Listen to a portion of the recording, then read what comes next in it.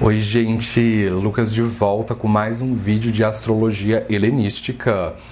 Essa é uma série em que eu vou contar para vocês o mito grego ou o helenismo por trás de cada um dos 12 signos do zodíaco. Na aula de hoje nós vamos conversar sobre o mito grego do signo de Aquário, que, diga-se de passagem, é o meu mito preferido e também é um dos mitos mais difíceis de compreender na modernidade. O nome do signo de Aquário na língua grega é Hidrôhos. Aqui na lousa eu escrevi o nome Hidrôhos tanto em caixa alta como em caixa baixa, porque algumas letras gregas são escritas de um jeito quando estão em caixa alta e de um jeito diferente quando estão em caixa baixa. Então aqui nós temos um Y, um Delta, um Rho, um Ômicron, um Rê, um Ômicron duplo e um Sigma. E aqui embaixo está escrito em caixa baixa. Então, como vocês podem ver, algumas letras mudam radicalmente. O Y em caixa baixa fica parecendo um U, mas ele não tem som de U, ele vai ter som de I mesmo. O Delta em caixa baixa se escreve assim, o Rho em caixa baixa muda um pouco, o Ômicron e o Rê não mudam muito. Agora, o sigma em caixa baixa é que muda. Quando uma palavra termina com sigma em grego, ela vai ser escrita em caixa baixa com sigma que parece uma cedilha na língua portuguesa. E a caixa alta não recebe acento, principalmente quando o acento está no meio da palavra. E já a caixa baixa recebe acento. Então a sílaba mais forte é hidrôhos, né? Hidrôhos. Então sempre prestem atenção na acentuação gráfica em grego. O aniversário de Aquário começa a partir do dia 16 de fevereiro e se estende até o dia 17 de março anualmente. Quando eu falo em aniversário, eu estou me referindo à janela de tempo ao longo do ano em que o Sol ingressa e se retira da constelação de Aquário. Lembre-se que essas datas elas são calculadas especificamente para o zodíaco sideral e mais especificamente a Ayanamsha Centro Galáctico 0 grau de Sagitário, que é a Ayanamsha que nós utilizamos nesse canal. Então, de acordo com a astrologia helenística, que é essencialmente um sistema de astrologia sideral, o Sol ingressa na constelação de Aquário no dia 16 de fevereiro e se retira dessa constelação no dia 17 de março anualmente. Então isso significa que para você ser aquariano ou aquariana, ou tecnicamente falando, para você ser considerado como alguém que tem o Sol na constelação de Aquário no mapa astral, você necessariamente precisa ter nascido entre 16 de fevereiro a 17 de março. Se você não nasceu entre 16 de fevereiro a 17 de março, você não é considerado aquariano ou aquariana pela astrologia helenística, que é considerada uma astrologia essencialmente sideral. Então, aqui vocês veem um desenho da constelação de Aquário, em que não tem aqui o desenho do signo, mas temos as estrelas. E eu liguei os pontinhos para nos mostrar o desenho. Então, quando você estiver olhando um céu noturno e você reconhecer esse padrão de estrelas, saiba que é a constelação de Aquário. E essa é a constelação do zodíaco que mais tem estrelas fixas dentro dela. A constelação de Aquário tem tantas, mas tantas estrelas que parece uma nuvem no céu. noturno. É uma coisa linda de se enxergar. E na astrologia helenística, as constelações e as suas estrelas são catalogadas no alfabeto grego. Então, a estrela que tem a maior magnitude ou a que tem o maior brilho recebe o status de alfa, porque alfa é a primeira letra do alfabeto grego. E a estrela que tem a magnitude mais baixa recebe o status de ômega, que é a última letra do alfabeto grego. Ômega. Não se pronuncia ômega, como muitos pronunciam. Não é ômega que se fala, não é uma proparoxítona. Em grego se diz ômega. É uma paroxítona. Ômega. Então, na astrologia helenística antiga ficou decidida assim. A estrela alfa do zodíaco recebe o nome da primeira letra do alfabeto e a de menor brilho é a última letra do alfabeto. E o ano de 538 a.C., como vocês podem ver aqui na lousa, foi um ano muito peculiar para a astrologia, porque foi o ano em que aconteceu a queda da Babilônia. A verdadeira origem dos 12 zodíacos é da Babilônia. Foi na Babilônia onde se foram decididas qual zodíaco seria qual zodíaco. Então, vai ser em 538 a.C. que esse Império Persa, chamado Aquemênida, que era um império zoroastriano e monoteísta, vai invadir a Babilônia e destruí-la completamente. O motivo pelo qual ocorreu essa invasão foi para impor o zoroastrismo dentro da Babilônia. Então, a astrologia da Babilônia ela é baseada nessa antiga religião pagã ou politeísta chamada Acádia. E Acádia também era o nome da língua falada na Babilônia. A capital da Babilônia era Babel, famosa pela Torre de Babel. E o Acádio também é chamado como Assiro-Babilônio.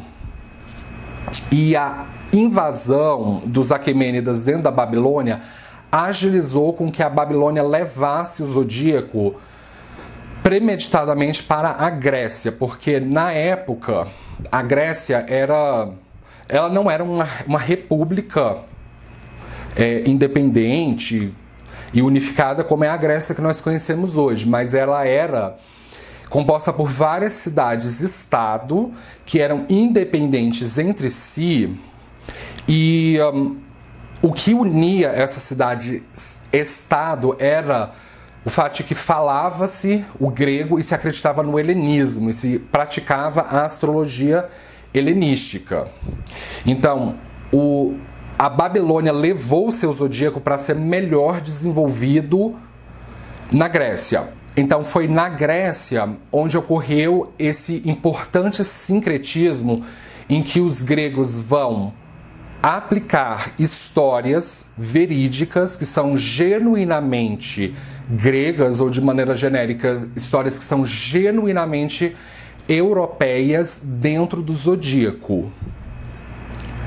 Então, a astrologia helenística é o primeiro e único sistema de astrologia do mundo em que se vão catasterizar histórias que são genuinamente gregas ou europeias dentro das constelações. Então, é nessa época em que vai se criar essa formalidade de colocar as letras do alfabeto grego. Vai ser no ano de 323 a.C. que vai acontecer a morte do Alexandre III da Macedônia, conhecido vulgarmente como Alexandre o Grande. O Alexandre morreu na Babilônia durante a sua bem-sucedida campanha militar para conquistar boa parte da Ásia. E o Alexandre é considerado o maior profeta do paganismo grego. O Alexandre é considerado o maior profeta do helenismo porque ele foi o homem que mais lutou para que a cultura, a astrologia e a filosofia, a espiritualidade helenísticas se propagassem pelo mundo. Ele não foi somente um militar, ele era um visionário, ele foi um homem que, por todos os lugares onde ele passou, ele não deixava morte, ele não deixava destruição, ele respeitava as religiões locais, mas ele helenizava, porque o helenismo trazia uma coisa boa, ele trazia uma boa mensagem. Antes da morte do Alexandre, em 323, é quando começa o período helenístico. Então, a astrologia helenística, ela recebe o nome de astrologia helenística por causa especificamente do Alexandre III da Macedônia, que é ele que vai iniciar o período helenístico. Então, vai ser nessa época em que vai ser criada a noção de horóscopo e de ascendente e de casas astrológicas. Horóscopo e casas astrológicas, eles são criados especificamente dentro da Grécia. Então a astrologia grega vai ser levada para a Índia através de uma campanha do Alexandre para fundar o Sacro Império Indo-Grego no norte da Índia. Antes da chegada do helenismo na Índia, a astrologia védica já utilizava as 27 nakshatras. As nakshatras, elas são especificamente drávidas e elas já existiam dentro da Índia há milhões, não digo milhões, mas há milênios e milênios. Assim, os drávidas, eles são tão antigos dentro da Índia como a Suméria era. Então, as nakshatras são especificamente drávidas. E os drávidas, eles também utilizavam o zodíaco. Eles não usavam, não é exatamente um zodíaco solar, eles usavam os 12 signos, só que eles eram o corpo do Senhor Vishnu seccionado em 12 partes. Os védicos, eles não utilizavam esse zodíaco da Babilônia com roupagem helenística. Então foi depois do período helenístico que a astrologia védica vai adotar o zodíaco da Babilônia com roupagem helenística para si. Então é aí que vai haver uma fusão entre o zodíaco da Babilônia com roupagem helenística e nakshatras. E vai ser no ano de 146 a.C. que a República Romana vai invadir a Macedônia e também a Península Grega, e a Península Grega vai ser romanizada. Só que a República Romana vai absorver completamente o helenismo. Então eles vão traduzir o nome das constelações, dos planetas, para o latim, e depois vai ser traduzido para as línguas latinas, como o português, por exemplo. E no ano de 762 depois de Cristo, já na Idade Média, é quando o Califado Abássida invade e conquista a Babilônia. Então, o Califado Abássida, ele já é um califado islâmico. Isso já é depois do nascimento do Islã no Oriente Médio.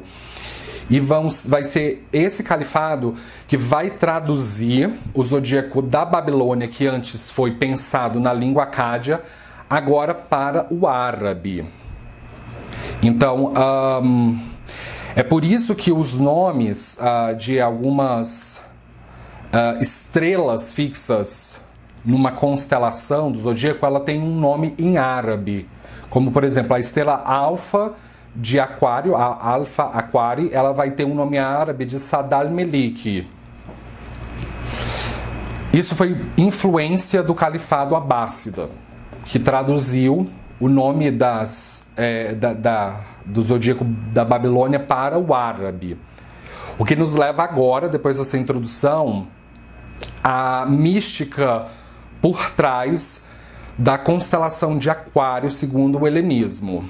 Então, a história remete à ilha de Creta, que é considerado o coração do helenismo, é na ilha de Creta. As histórias mais importantes do helenismo se passam dentro da ilha de Creta, assim como essa história também.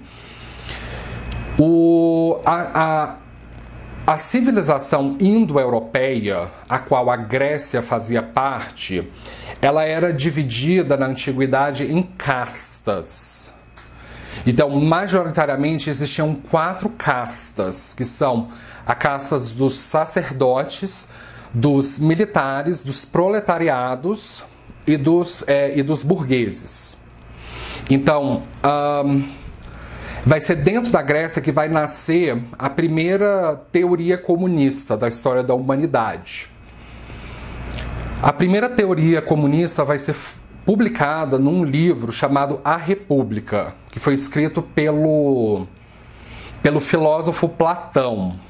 E essa república que o Platão descreve, ela já existia traços dessa república na civilização indo-europeia, no paganismo indo-europeu. Então o Platão ele só organiza de uma maneira analítica na república. Então a teoria comunista platônica é o seguinte: a casta sacerdote e militar vão implementar o comunismo através da destruição da família. E as castas burguês e proletariado vão ficar longe do comunismo, defendendo a família, protegendo a família. Era essa a noção, não somente que Platão, mas que a retórica que os gregos antigos tinham do progresso da humanidade. Então, dentro do comunismo platônico, a homossexualidade é bastante estimulada nas castas sacerdote e militar.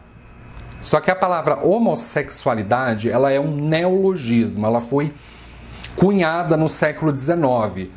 Para os gregos antigos não existia essa palavra, o que existia era pederastia.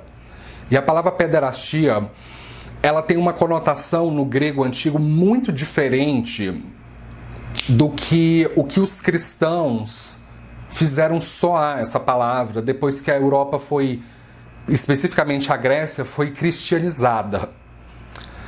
E no contexto do paganismo heleno, era o seguinte: além das castas, existiam também divisões de papéis sexuais. Então existia o que a gente conhece como gay passivo, ou um afeminado. Ele é inferior à mulher. No caso, quando fala que mulher, entenda a mulher heterossexual. E o homem é superior à mulher. Então é mais ou menos nessa ordem. O gay passivo é inferior à mulher, a mulher é inferior ao homem. Então o homem está no topo da cadeia alimentar, porque a sociedade grega é uma sociedade patriarcal. Tem um contexto específico para as coisas. Não havia, para os gregos antigos, uma distinção entre gay ativo, ou um gay viril, e um homem heterossexual comum. Não havia essa diferenciação como existe hoje. Porque o que interessa aqui é quem está sendo penetrado e quem é o homem da relação. Quem é de fato o homem e quem não é. Então, não havia essa distinção entre gay ativo e homem heterossexual, porque o gay ativo ele é o penetrador, ele é o que gosta de, aprecia receber uma felação, é o que aprecia penetrar o passivo.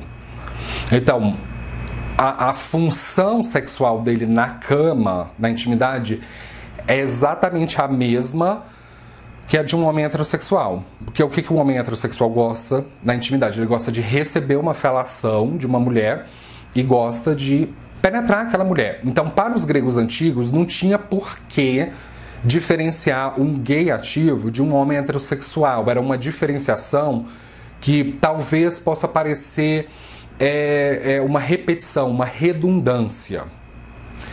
Então, assim,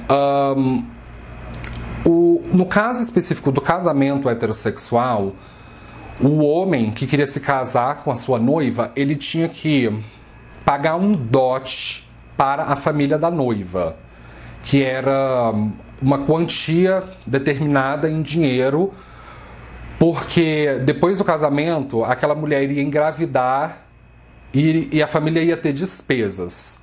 Agora, num casamento homossexual, com entre um homem viril e um gay passivo, ou mais especificamente o que se chama em grego de um eromenos. Eromenos é como em grego se chama gay passivo. E erastes é como em grego se chama um homem viril que gosta de penetrar gays passivos. Então, nesse caso, o erastes tinha que pagar um dote para a família do eromenos. E esse dote, diferentemente do contexto do heterossexual, esse dote aqui, ele poderia ser cavalos. Então, assim, a civilização indo-europeia tem uma peculiaridade. Foi na civilização proto-indo-europeia em que se foi domesticados os cavalos. Então, assim, na África se usava zebras para se locomover, no Oriente Médio se usavam os camelos, entre os drávidas se usavam elefantes.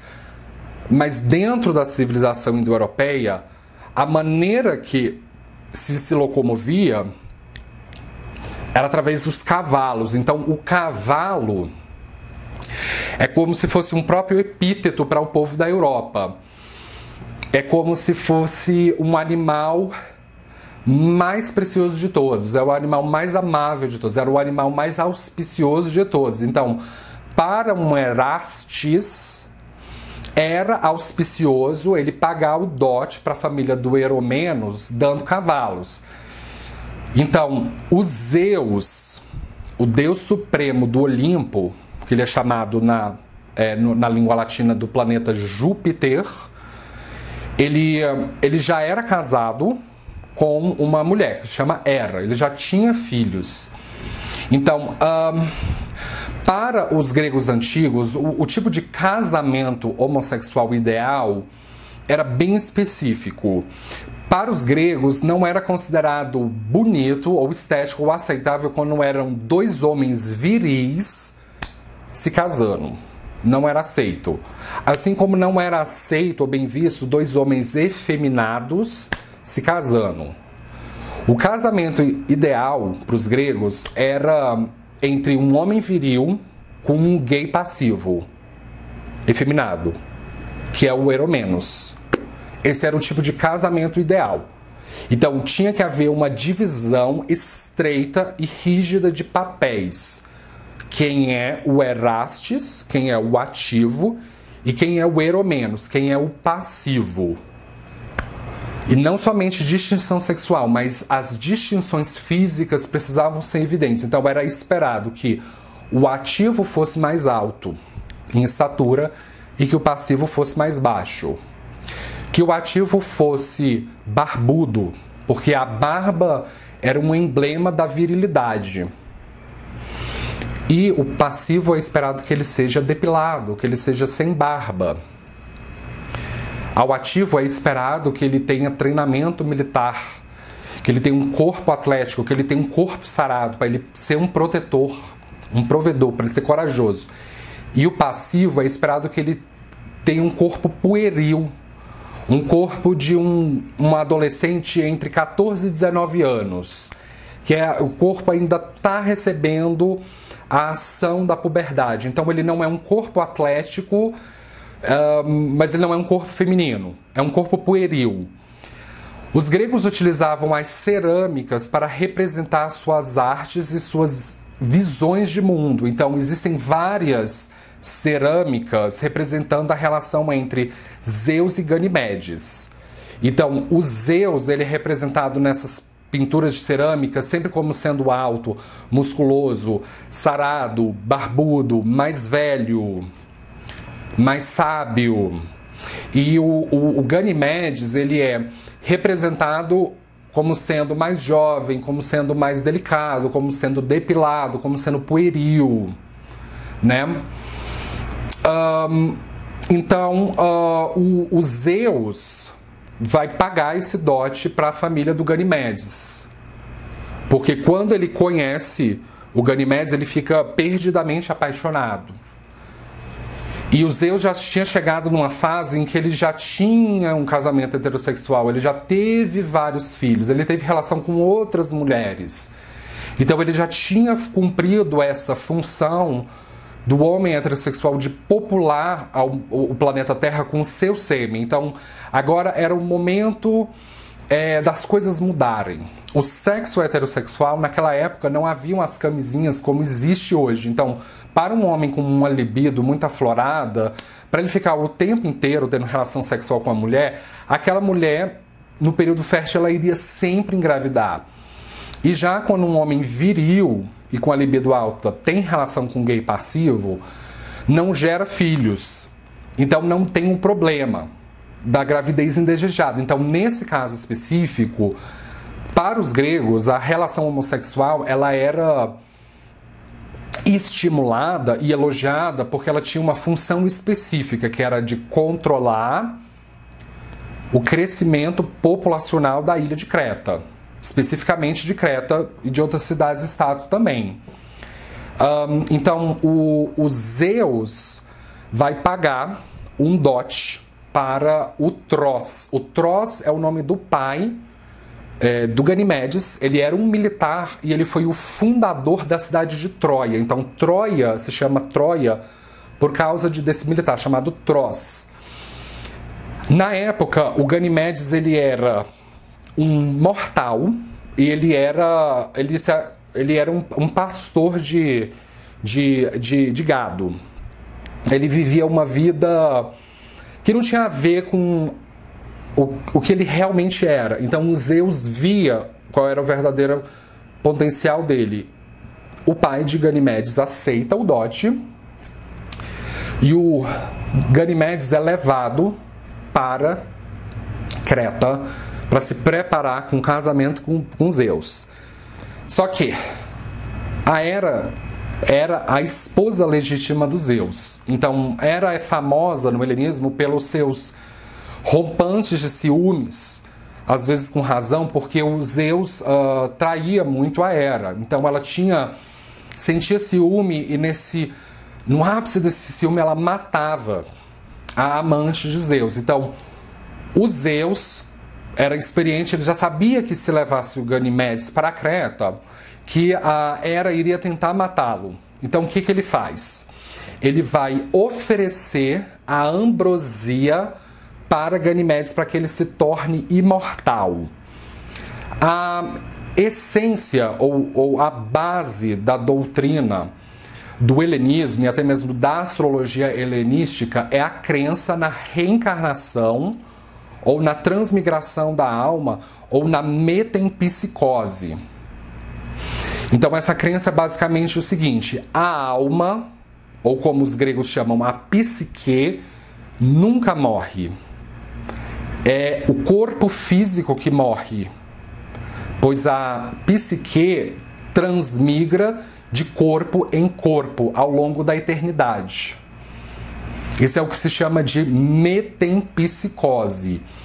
Então, era o destino de todas as psiques humanas e animais se submeterem ao fenômeno da metempsicose. E a maioria das pessoas não sabiam disso, elas não tinham consciência da sua imortalidade. Então, quando elas bebiam da ambrosia, elas tinham consciência da sua própria imortalidade. Agora, a ambrosia pode ser entendida como um elixir, um néctar, uma bebida psicoativa ou alucinógena. No contexto grego, a ambrosia vai ser fabricada através de um cogumelo alucinógeno, psicoativo. Existe uma filha de Zeus e Hera chamada Hebe. Era a Hebe que originalmente habitava essa parte do céu. A Hebe tinha a função de ser a copeira do Olimpo. Quando a história do helenismo saiu de Creta e foi melhor desenvolvida na Grécia continental, especificamente no Olimpo, a Hebe vai ter a função de servir o elixir para cada um dos deuses olímpicos. Então, uma vez que o Zeus faz com que Ganimedes se torne imortal, bebendo ambrosia, a Hera não poderia mais matá-lo. Então eles poderiam agora consumar esse relacionamento. Eles poderiam viver agora plenamente. Na astrologia védica também há, pelo fato de que a astrologia védica tem a base no hinduísmo, na Índia, e a Índia é onde está boa parte também da população indo-europeia hoje. Então, na astrologia védica também há a noção da ambrosia, só que lá é chamado de soma ou de amrita. E então, o Zeus ele vai colocar o Ganimedes embaixo de uma caixa d'água.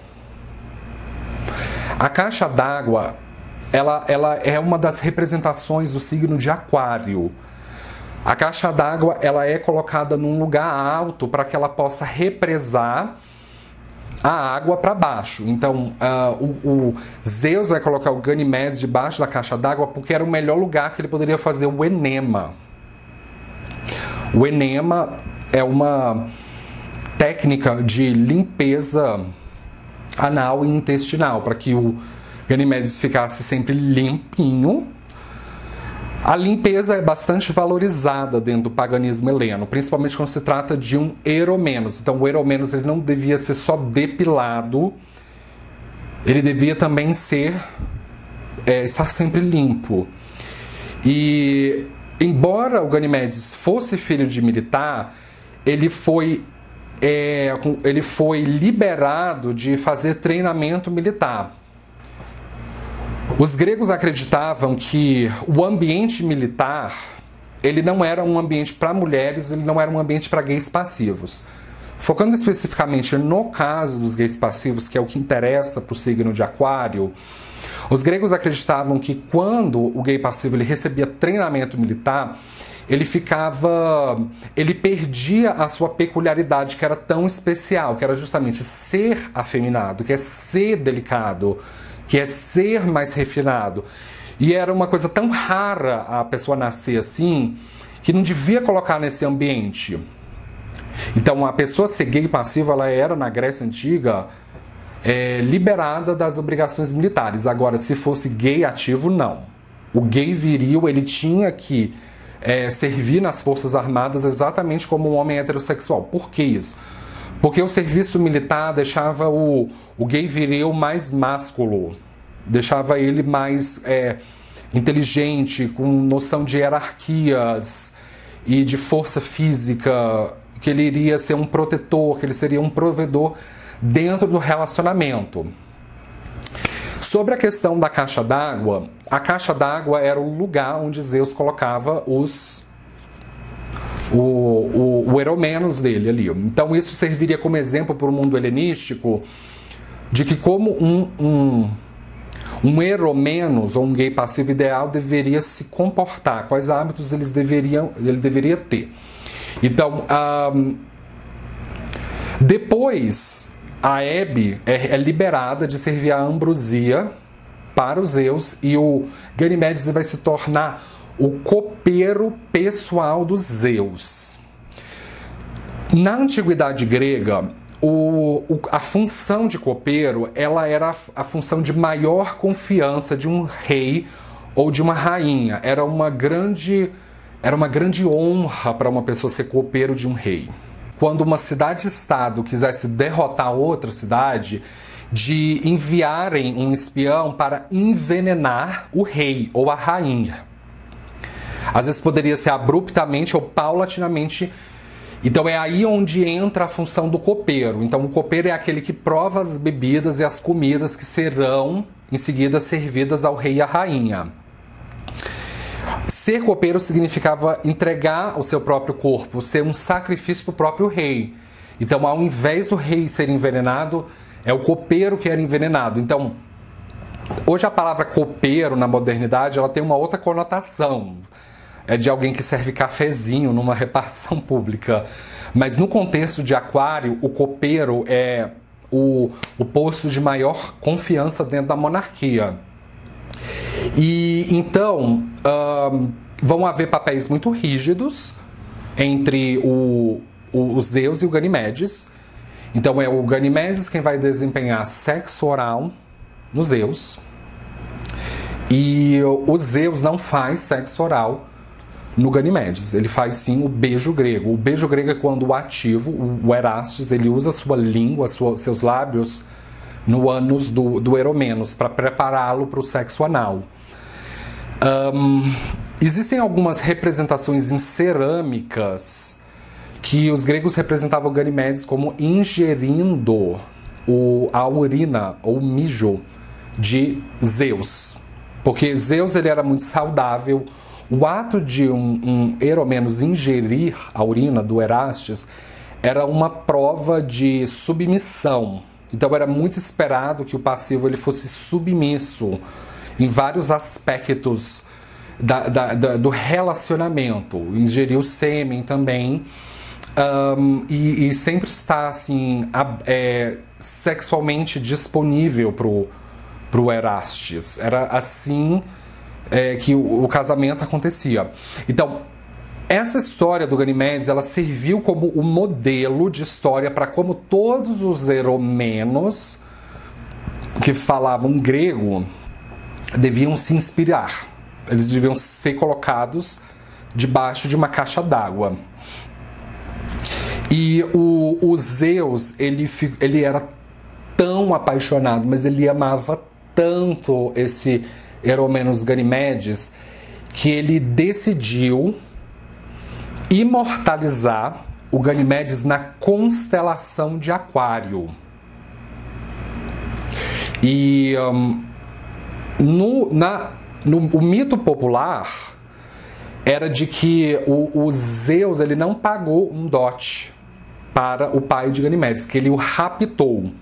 Então, outras versões da história vão dizer que o Ganimedes foi levado de Troia até o Olimpo através de uma águia. E essa águia foi o disfarce que Zeus usava, porque a águia era o pássaro de Zeus, ela voava muito alto, então ela conseguia ver tudo. Então, outras versões vão dizer que Zeus enviou essa águia até Troia para ir atrás do paradeiro de Ganimedes, o favorito. E uma vez que a águia o encontrasse, ela iria pescá-lo, porque ela era uma águia gigante, pescar Ganimedes, sair voando e levar ele até o Olimpo.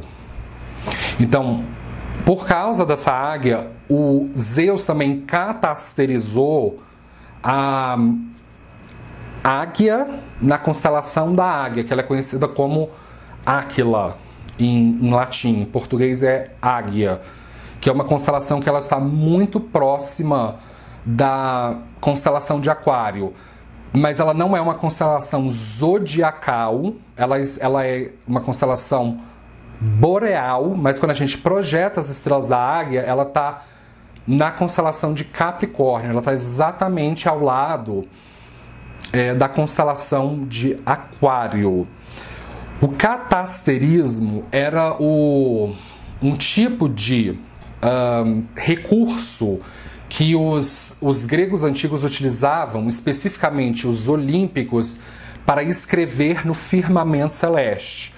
Porque os gregos sabiam que se algo fosse escrito em runas, ou em papéis, ou papiro, que aquilo iria ser destruído, uma vez que os impérios iriam conquistar a Grécia. Os gregos tinham noção disso, eles tinham noção da Era do Ferro.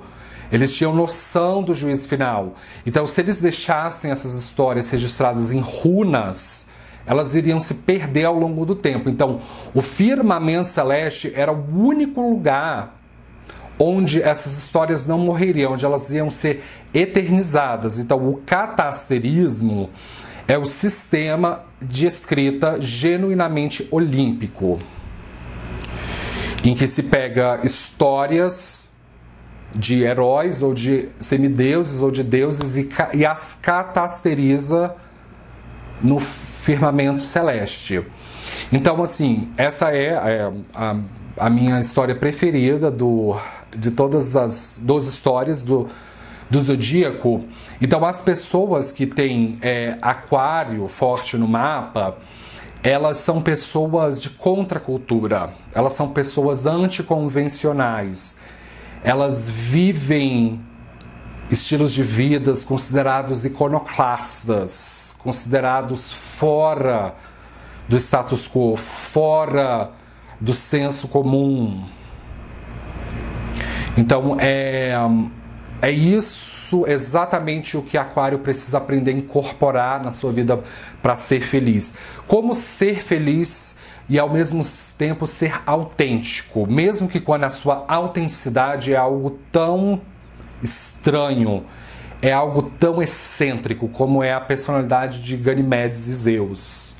Como você consegue ser hoje em dia uma pessoa excêntrica, mas ao mesmo tempo uma pessoa autêntica e inspiradora? Uma pessoa que desperta fé, que desperta o amor, que desperta esperança nas outras pessoas, nas massas, nas turbas. Então é essa a lição que os aquarianos e as aquarianas precisam incorporar para as suas vidas, tá certo? Então, com isso, eu gostaria de fechar. Eu espero que vocês tenham aprendido algo novo hoje. Muito obrigado pela atenção e nos vemos na próxima. Tchau!